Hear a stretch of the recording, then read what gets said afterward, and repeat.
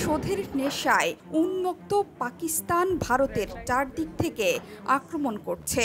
জম্মু, পাঞ্জাব, রাজস্থান জুড়ে এখন শুধুই মিসাইল আর ড্রোনের আঘাত। ভারতের চারদিকে মিসাইল ছুড়ে রীতিমতো অবরুদ্ধ করে ফেলেছে। তবে ভারতও সমান তালে এয়ার ডিফেন্স মিসাইল ছুড়ে জবাব দিচ্ছে বলে দাবি করছে। পাকিস্তানের একটি F-16 যুদ্ধবিমান ভূপাতিত করা হয়েছে বলেও দাবি করেছে ভারত। সব মিলিয়ে ভারতের জম্মু কাশ্মীর, রাজস্থান এবং পাঞ্জাবের আকাশে চলছে এই মুহূর্তে ধুন্ধুমার লড়াই। শুধু মিসাইলই নয়, ড্রোন দিয়েও আঘাত হেনেছে পাকিস্তান। ধর্মশালায় বাতিল করা হয়েছে IPL ম্যাচ। মাঠের আলো নিভিয়ে দিয়ে দর্শকদের মাঠ ছেড়ে বেরিয়ে যাওয়ার নির্দেশ দিয়েছে কর্তৃপক্ষ।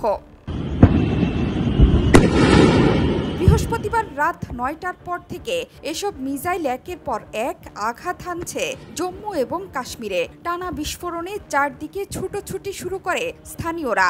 এর আগে বেজে ওঠে সতর্কতামূলক সাইরেন। আখনুর সাম্বারের মানুষ দেখছেন কিভাবে উড়ে আসছে একের পর এক মিসাইল আর ড্রোনের স্রোত, যেগুলো পাকিস্তানের আকাশসীমা পেরিয়ে এসে পড়েছে ভারতের স্থাপনায়। এসব এলাকা পুরোপুরি ব্ল্যাক আউট করে দেওয়া হয়েছে। সক্রিয় করা হয়েছে ভারতের আকাশ প্রতিরক্ষা ব্যবস্থা। যদিও এরই মধ্যে পাকিস্তানের একটি F-16 ফাইটার জেট ভূপাতিত করার দাবি করেছে ভারতীয় গণমাধ্যম ইন্ডিয়া টুডে। গণমাধ্যমগুলো বলছে পাকিস্তান মোট ৮টি ক্ষেপণাস্ত্র ভারতের দিকে ছুড়েছে। লক্ষ্যবস্তু জম্মু বিমানবন্দর, সাম্বা, আরিসপুরা, আরিনা এবং আশপাশের এলাকা।